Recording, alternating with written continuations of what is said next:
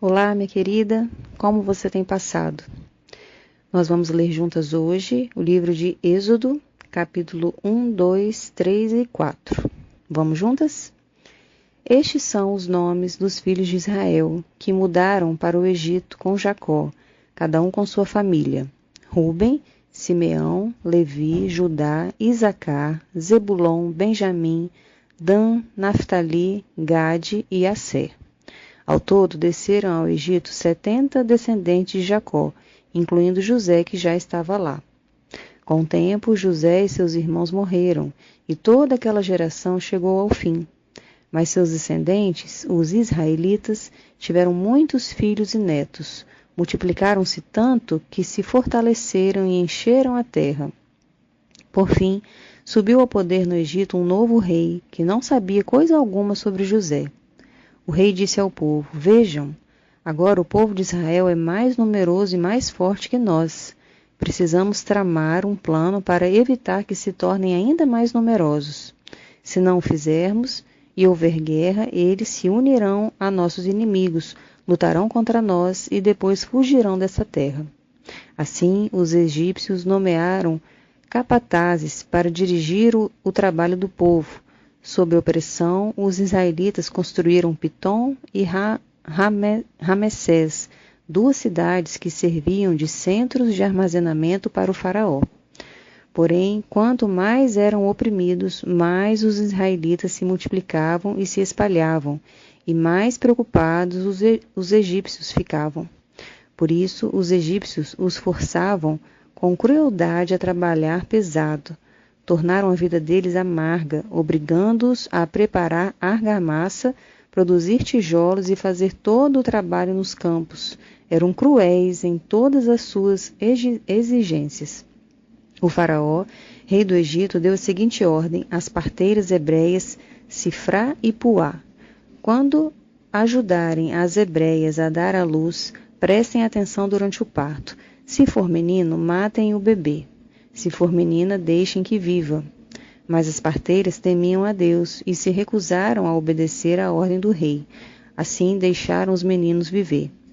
Então o rei do Egito mandou chamar as parteiras e lhes perguntou: Por que fizeram isso? Por que deixaram os meninos viver? As mulheres hebreias não são como as egípcias, responderam as parteiras ao faraó. São mais vigorosas e dão à luz com tanta rapidez que não conseguimos chegar a tempo. Deus foi bondoso com as parteiras e os israelitas continuaram a multiplicar-se e tornaram-se cada vez mais fortes. E, porque as parteiras temeram a Deus, ele deu a cada uma delas a sua própria família. Então o faraó deu a seguinte ordem a todo o seu povo: lancem no rio Nilo todos os meninos hebreus recém-nascidos, mas deixem as meninas viver. Por essa época, um homem e uma mulher da tribo de Levi se casaram. A mulher engravidou e deu à luz um menino. Viu que era um lindo bebê e o escondeu por 3 meses. Quando não conseguia mais escondê-lo, pegou um cesto feito de juncos, de papiro e o revestiu com betume e piche. Acomodou o bebê no cesto e o colocou entre os juncos, à margem do rio Nilo. A irmã do bebê ficou observando a certa distância para ver o que lhe aconteceria. Pouco depois, a filha do faraó desceu ao Nilo para tomar banho, e suas servas foram caminhar pelas margens do rio. Quando a princesa viu o cesto entre os juncos, mandou sua serva buscá-lo. Ao abrir o cesto, a princesa viu o bebê. O menino chorava e ela sentiu pena dele. Deve ser um dos meninos hebreus, disse ela. Então a irmã do menino se aproximou e perguntou à princesa: A senhora quer que eu chame uma mulher hebreia para amamentar o bebê? Quero, respondeu a princesa. A moça foi e chamou a mãe do bebê. A princesa disse à mãe do bebê: Leve este menino e amamente-o para mim. Eu pagarei por sua ajuda. A mulher levou o bebê para casa e o amamentou. Quando o menino cresceu, ela o levou de volta à filha do faraó, que o adotou como seu próprio filho. A princesa o chamou de Moisés, pois disse: Eu o tirei da água. Anos depois, já adulto, Moisés foi visitar seu povo e descobriu que eles eram forçados a realizar trabalhos pesados. Durante sua visita, viu um egípcio espancaram um hebreu, um homem de seu povo. Olhou para todos os lados e, não avistando ninguém por perto, matou o egípcio. Em seguida, escondeu o corpo na areia. No dia seguinte, quando Moisés saiu novamente para visitar seu povo, viu 2 hebreus brigando. Por que você está espancando seu amigo? Perguntou Moisés ao que havia começado a briga. O homem respondeu: Quem o nomeou o nosso príncipe juiz? Vai me matar como matou o egípcio? Moisés teve medo e pensou: com certeza todos já sabem o que aconteceu. E, de fato, o faraó tomou conhecimento do que havia acontecido e tentou matar Moisés, mas ele fugiu e foi morar na terra de Midian. Quando chegou a Midian, estabeleceu-se junto a um poço. O sacerdote de Midian tinha 7 filhas que foram ao poço tirar água e encher os bebedouros para o rebanho de seu pai. Então alguns pastores chegaram e as expulsaram de lá. Moisés, porém, defendeu as moças e tirou água para o rebanho delas. Quando as moças voltaram para seu pai, Reuel, ele lhes perguntou: Por que vocês voltaram tão cedo hoje?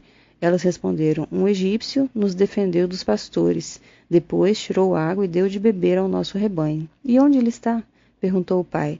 Por que o deixaram lá? Convidem-no para comer conosco. Moisés aceitou o convite e foi morar com Reuel. Depois de algum tempo, Reuel entregou sua filha Zípora em casamento a Moisés.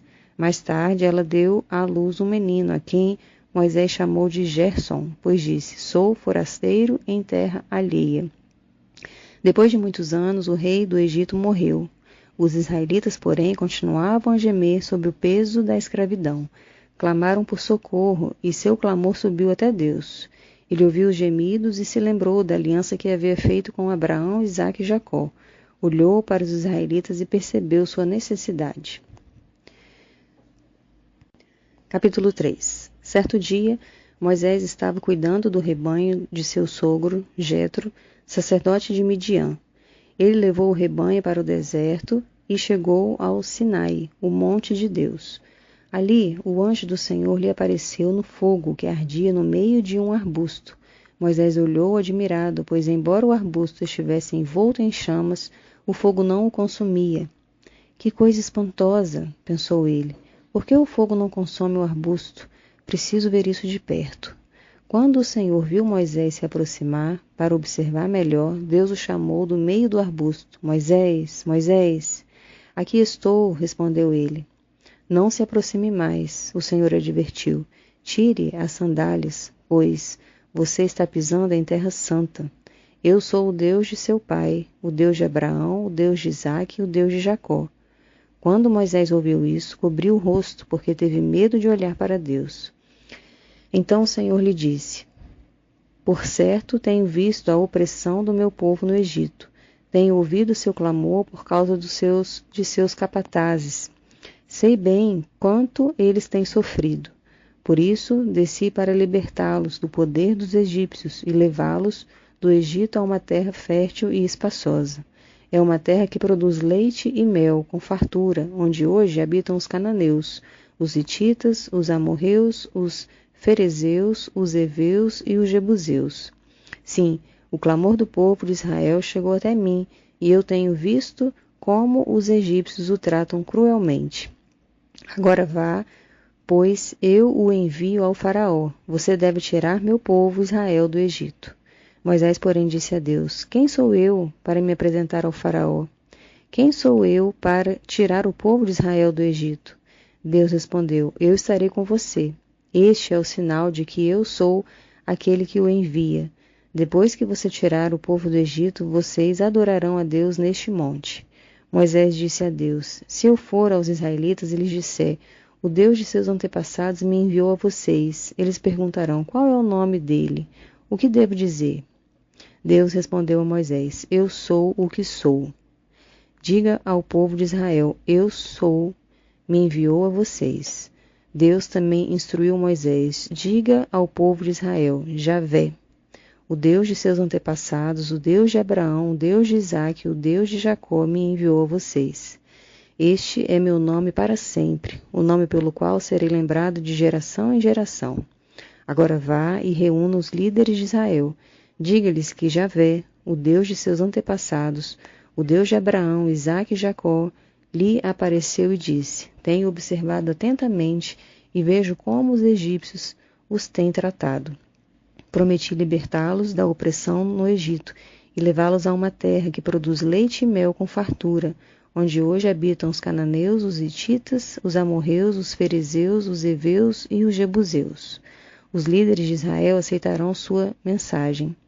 Em seguida, você e eles se apresentarão ao rei do Egito e lhe dirão: O Senhor, o Deus dos Hebreus, veio ao nosso encontro. Agora pedimos que nos permita fazer uma viagem de 3 dias ao deserto para oferecermos sacrifícios ao Senhor nosso Deus.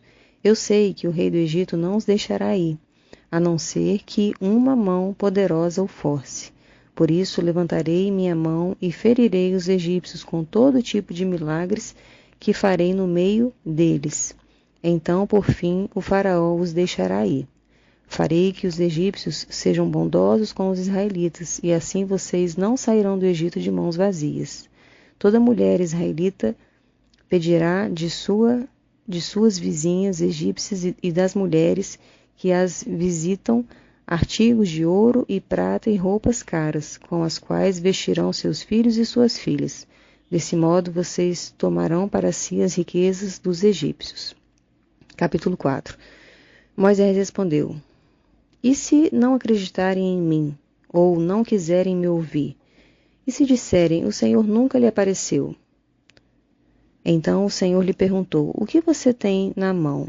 Uma vara, respondeu Moisés. Jogue-a no chão, disse o Senhor. Moisés jogou a vara no chão e ela se transformou numa serpente.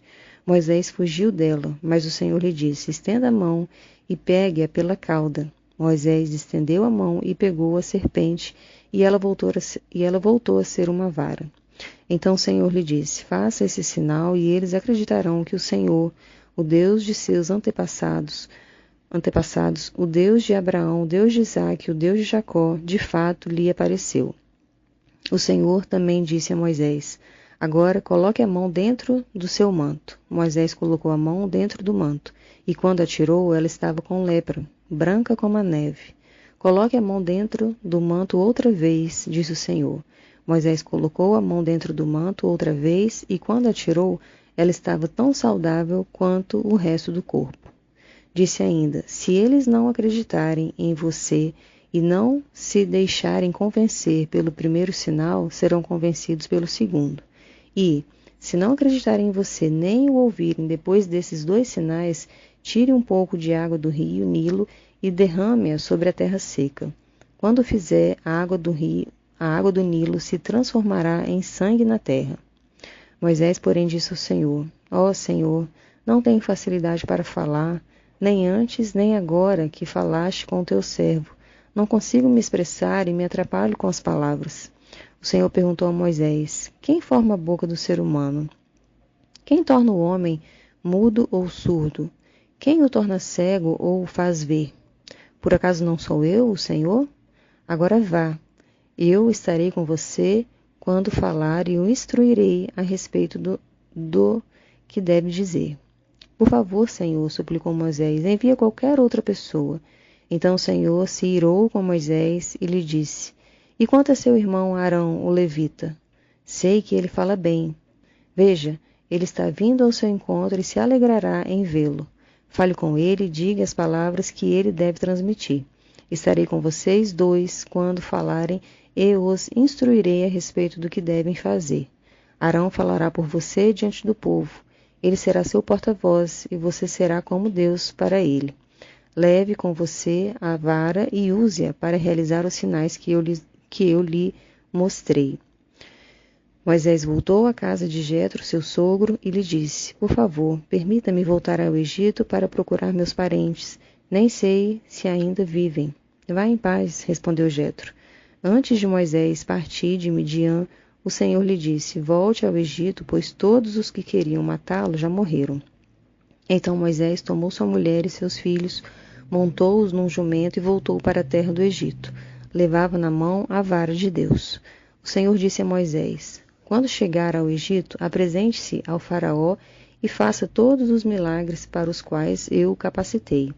Contudo, endurecerei o coração dele, para que se recuse a deixar o povo sair. Você dirá ao faraó, assim diz o Senhor, Israel é meu filho mais velho. Ordenei que você deixasse meu filho sair para me adorar, mas, uma vez que você se recusou, matarei seu filho mais velho. No caminho para o Egito, no lugar onde Moisés e sua família haviam parado a fim de passar a noite, o Senhor o confrontou e estava prestes a matá-lo. Mas Zípora pegou uma faca de pedra e circuncidou seu filho. Com o prepúcio tocou os pés de Moisés e lhe disse, agora você é para mim um marido de sangue. Quando disse um marido de sangue, estava se referindo à circuncisão. Depois disso, o Senhor deixou Moisés. O Senhor tinha dito a Arão, vá ao deserto ao encontro de Moisés. Arão foi, encontrou Moisés no monte de Deus e o saudou com um beijo. Moisés contou a Arão tudo que o Senhor havia ordenado que ele dissesse e falou também sobre os sinais que deveria realizar. Então Moisés e Arão voltaram ao Egito e convocaram uma reunião com todos os líderes de Israel. Arão lhes comunicou tudo que o Senhor tinha dito a Moisés, que realizou sinais diante deles. O povo de Israel se convenceu de que o Senhor tinha enviado Moisés e Arão. Quando ouviram que o Senhor se preocupava com eles e tinha visto seu sofrimento, prostraram-se e o adoraram. Amém, minha querida. Bendita a palavra do Senhor, que o Senhor te abençoe neste dia. Eu agradeço muito a sua companhia. Eu sou a Cláudia e te espero nas próximas semanas.